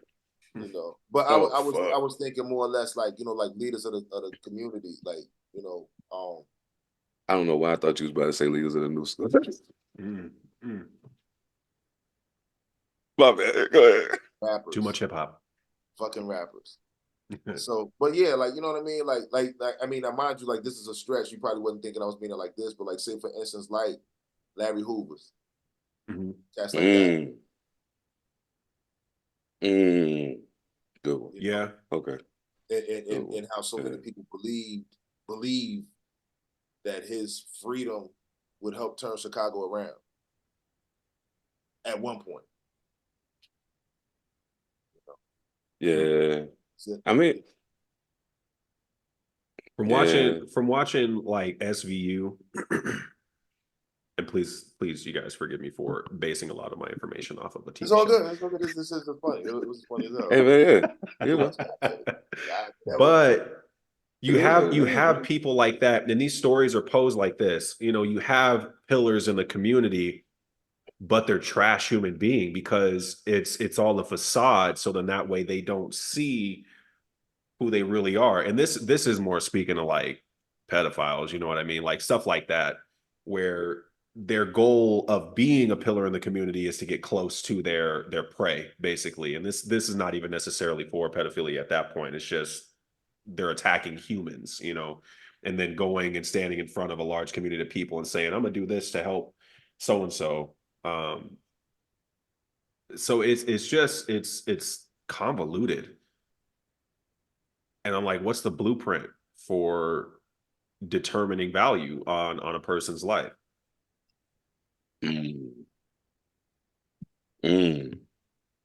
See, that's what I'm talking about. I knew it. Thank you. I knew it. Thank you. I needed that. Thank you. Thank you very much. Oh man, hell yeah. I don't think Larry Hoover's out here, you know, doing shit like that. Oh no, but no. I feel you.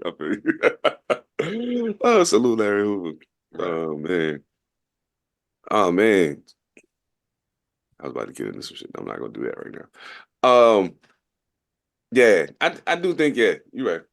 A lot of this shit is based on you know what, I think it's fucked up that we touched on this earlier, but like I think it's fucked up when things that swing in a balance like this start coming down to personal preferences and personal opinions.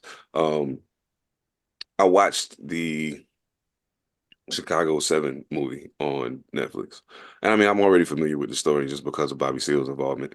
But when you watch it and you watch how the trial proceeded, how the defense did everything in their power to present you know, a cohesive case. And they were absolutely right. Absolutely right. How the prosecution played the game and how the judge allowed them to. And when you watch that and you realize, for anybody who may have been unaware, and sidebar real quick, it has never failed to disgust me how many people swear up and down until X, Y, or Z thing happened. I didn't know this whole cops killing niggas shit was real. Shut the fuck up. Yes, you did. Yes, you did. You just didn't care till we put it in your fucking face. Anyway. But wait, what the fuck was I talking? I see that just pissed me off. But what the fuck was I talking about? No, fuck it. I was probably going to go somewhere I need to go anyway. Oh man, I'm high. So let's just do this.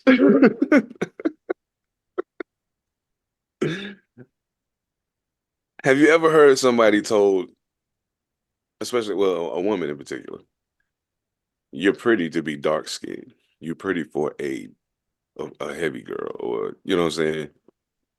I'm pretty sure we've all heard these type of things in the past. Um, I'm glad that you said what you said when you sent this over, E, and said read the comments. Um, I don't understand. I mean, I like that people are you know uh, and E asked a great question. You want to tell him the question that do you have your comment up right now? I don't remember. Nah. I'm looking at it right now. Okay. Um so So, all right, so yeah, go ahead. I was gonna say I'm gonna give him the context. Okay, so I'm assuming his name is Tanya Davis posted. Uh you're pretty to be dark skinned is not a compliment. Happy Saturday. Um so as I'm going through the comments, what I'm hearing is, I mean, what I'm seeing is a lot of, oh nah, that ain't a compliment. That's some bullshit. Da da da da blah blah. Uh, somebody even said this is funny because the people I actually heard say this didn't finish high school or they said Or didn't common finish sense. high school or common sense. Well, I'm assuming they Like, meant or have sir, common sense, you but need uh, like I get it, I'm- but bro, like your grammar needs a little bit of work. you know what I mean? How do you graduate Uh, common sense? You're missing let a me few see. words, buddy. I mean, it's a lot of I mean it's been a pretty common theme going all the way through this until we get to one Sir Either Mad Assassin. No, and I love E for this because I do too. he's Absolutely. very true to his purpose, at least on the podcast. You know what I mean? It's like I'm not just gonna sit here and give you the one-sided point of view on this. Like here's the flip side. But E, I had to read your comment like 3 or 4 Yeah. times because it's a concept that I don't understand because I'm still on the side of that's a backhanded compliment because then at that point it's like, well, are you then saying that there is a majority of dark-skinned people who are not attractive to you? It, that Oh. that's no, not I'm not saying to you. I'm not saying to Oh, you. oh, oh, I was like, Yeah, wait a yeah, yeah. minute, No, what? no, no, no, no, Oh, okay. no. No, no, No. because I that's know for a fact. Yeah. do this. Read my comment first so people don't know what the fuck Okay, you okay. talking about. So So like that's how I was taking it. Wait a minute, I didn't say yeah, my bad, my bad. So E that. says, here's the crazy part. It actually is a compliment. The problem is you're now dealing with a person who exhibits a preconceived notion that dark skin is not attractive and they need education. The question is it your obligation to bring a nigga out of his ignorance? And so I'm like, no. But no. But after reading that, so somebody responded and is thinking in the same vein of like yeah, and then it's well, let me just read it. He's the person's name is Devlin Reeves. um they say true. When it was said to me, my thought was always, what dark-skinned girls can't be pretty? Thus it's a compliment in the sense of, wow, a pretty dark-skinned girl. But dark-skinned girls think just saying you are pretty would be proper. And I agree with that because it's like you don't need to add in the fact that I am dark-skinned. This is just trying to play it from the side of Right, this person. right, Because I agree with that. I don't necessarily think you need to include certain things. Oh, you're cute for having locks, or you're cute for being dark skinned. And the rest of the comment goes, because I've never heard my light skinned friends get you pretty to be light skinned. I've never gotten that. right. Hence the backhandedness to it. And then you Yeah, responded with, not that I disagree with the fact it's backhanded. My thing is, how do we correct them? Can it be corrected? I think that's going to take years of fucking work because of the stigma behind dark skin and the years of slavery and all that other kind of shit. I think that's a lot of trauma that we are bringing up genetically because of hearing you're pretty to be dark. Yeah. When for years it's been posed that being dark is the worst thing you could be. Yeah. You know, like the whole thing with it being a backhanded compliment, like, yeah, we know that. Like that's the whole issue, you know what I'm saying? But again, it is a compliment. Like, let me just get, like I said, let me get that out the way. It is a compliment. But again, what it is like what this person is telling you by saying you pretty to be dark skinned or you pretty to be fat or whatever is, I'm not attracted to dark skin. I'm not attracted to fat people. I'm not, you know what I'm saying? Like, they actually just said that shit to you. They said it to you. You know, that to me, you know, audacity is at an all-time high these days, you know? Right. But, you know, they're wearing their shit on their sleeve by accident. You know what I'm saying? Like, you know, like they 9 times out of 10, they're not even thinking of the backhandedness of it. True that. You know what I'm saying? Very yeah. true. Like, which is why they let that shit slip past their fucking gums anyway. Yeah. I mean, yeah. I mean, but like, you know, like again, like it's like, yeah, they said it, but they don't even realize it's backhanded. They don't even realize that they just said, I don't even like y'all. Yeah. You know? How do you think that conversation would go though, when you're trying to then turn it into an educational moment? What do you say to that? How do I can tell you firsthand. Firsthand is a backhand. Nah, I found it interesting, the whole thing. Just because as a kid it was a thing. And I do want to make one thing clear real quick, that it's way worse in that way for black women than it is for black men. Way worse. When I was young, I was the butt of the jokes because I was dark and I was a chubby kid. By the time I started getting taller and started getting slimmer, as I'm getting older and getting into high school now, all of a sudden, dark-skinned dudes is in style for some of these girls, and it's a thing.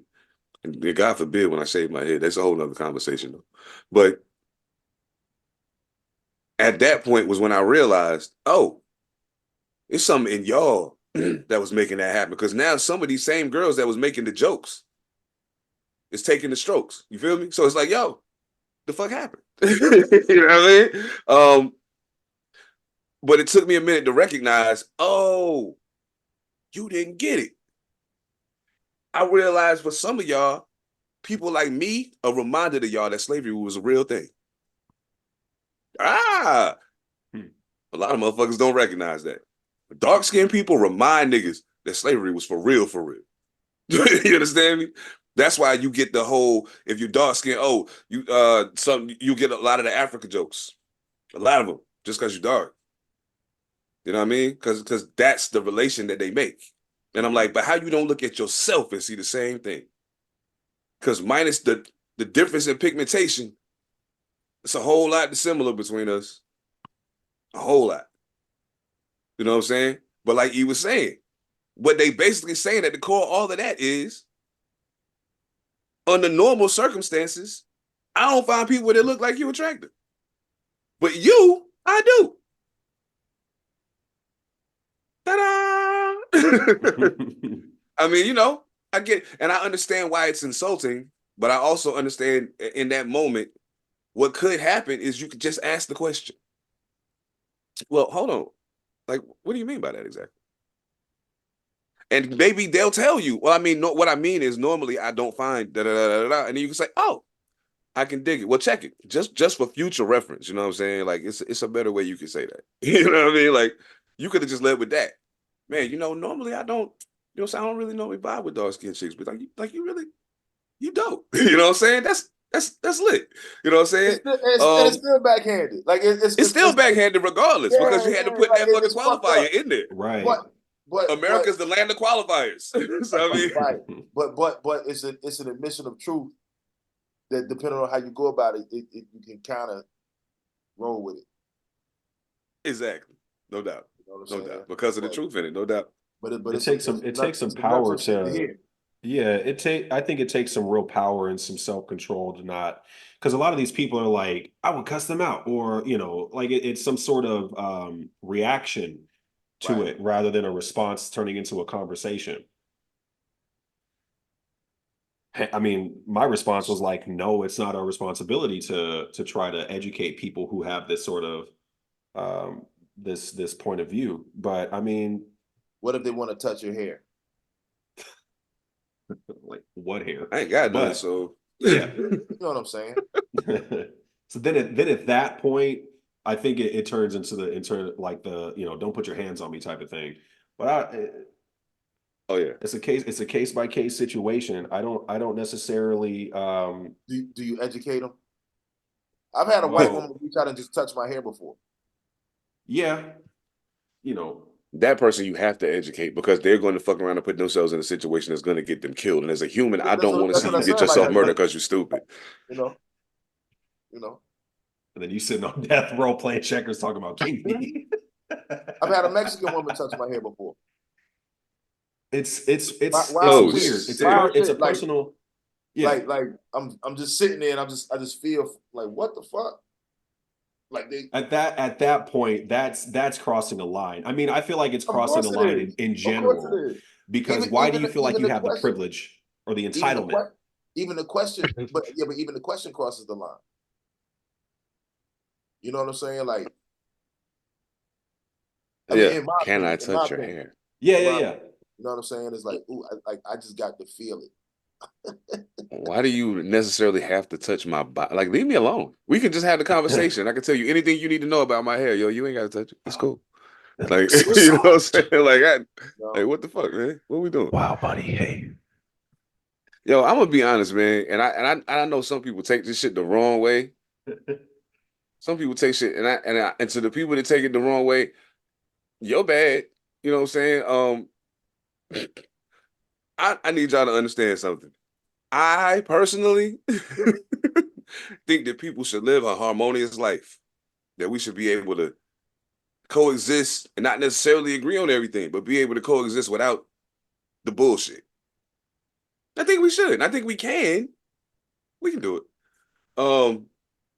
But there are people who have a tendency to, for whatever reason, I can't speak to that reason. For whatever reason, they like to keep things at a very, very anxious point all the time. You know what I'm saying? They like drama around. Like when the bullshit popping, they humble. Y'all know people like this, I'm sure. People that just like drama. At some point, you're like, maybe they're not around you now, because I mean, neither one of y'all is like drama type niggas, but I mean, like, we know people like that. So I'd be wondering though, like that person that was like that in your life, how long did it take you to come to that conclusion? And like, how long did you let them stick around after you came to that conclusion? It took me a few years, at least with one particular person I'm thinking of. Like it took me a few years because I had I had my own like expectations and I had my own point of view of this person. And then the 3 years, it took time for them to show themselves and for me to be like, oh, let me drop the rose-colored glasses because I think this person is so great.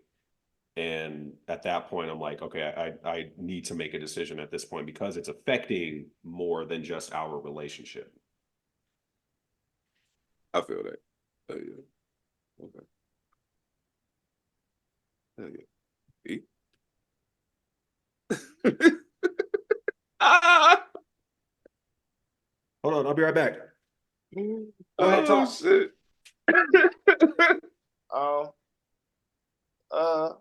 Some have stuck around, some didn't. For whatever reason. I can think.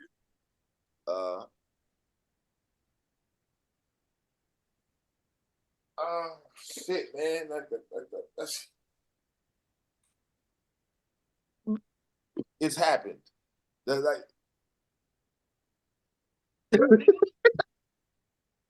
It's happened. It's happened. Every time we get to, I be feeling like a troublemaker every time we get It's happened. to. Oh shit. Because that tension doesn't present itself as one way. So sometimes you don't realize this is the tension. True that. You know what I'm saying? Like, Hell yeah. it ain't always like tension ain't always forehead to forehead, you know what I'm saying? Who got the strongest, like willpower. Like, it ain't necessarily always that. It ain't a meeting of the masculinity, like, brute force shit, argument shit. Like, it ain't always that. Sometimes that shit is manipulative. Big facts. You know what I mean? So Very true. I'm like, some for years, some for a couple of days. Bro. You know what? I'm gonna tell you something. I could tell you was good at basketball. You get to the hole like boom, boom, boom. You had some shake with you? I can tell. Pause. I can tell. No doubt. I can get to the bucket. I can get to the bucket. That's what's up. Nice. And I mean, hey, shit. Mojo, me and E talked about it. Did you hear Benny album yet? No, I know he's pushing vinyl. That's all I know about it. Oh shit. I like Benny. What have you listened to? I don't really have any doubts that it's not good, but I haven't listened to it to really know for sure, because he could have gone the way of most rappers and just put out an album that fit what everybody was looking for. But what's the point of your question? Nigga.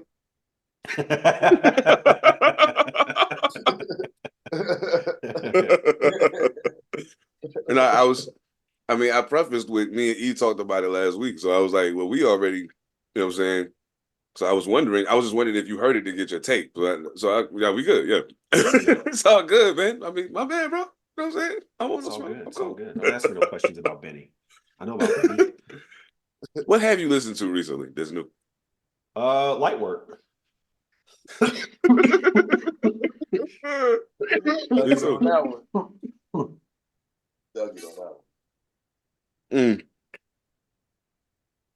yeah. It's doing pretty good. Yo, thanks to everybody that's tuned in. I appreciate it, for real. Like, yeah, absolutely. And it'll be even easier to do so once Distro Kid get off their bullshit. Thank you. Absolutely. Oh shit. So what y'all got coming up this week, man? Anything big? Anything big? Game day.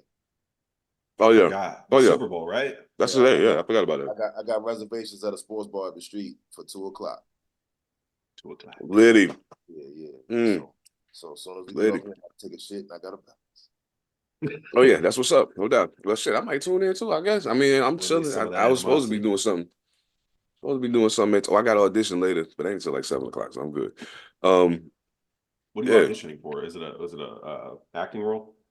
Yeah, it's for a play. It's called Almost Maine, some shit like that. I can't remember, but yeah, I actually need to be practicing one of the monologues I need to do right now. So yes, I need to get to that. But yeah, that's what's up, man. Shit, dope pod today, y'all. Hey, that's what's up. Much appreciation. Salute the Pretty Kings. You know what I'm saying? Echo Limitless. Everybody, thank y'all for tuning in. Make sure y'all subscribe, share, comment, blah, blah, blah, blah, blah, blah, blah, blah. Rate the pod so it's easy to find, all that other shit. You know what I'm talking about. You know how we do. Find us on Rumble, YouTube, wherever you stream podcasts. We are back on Apple Podcasts. So, y'all lock in for ethemadassassin, Mojo Barnes. I am Seven Da Pantha. This is Pantha Politix Podcast. Salute to the whole network. J Bond, what up? One. Have I been echoing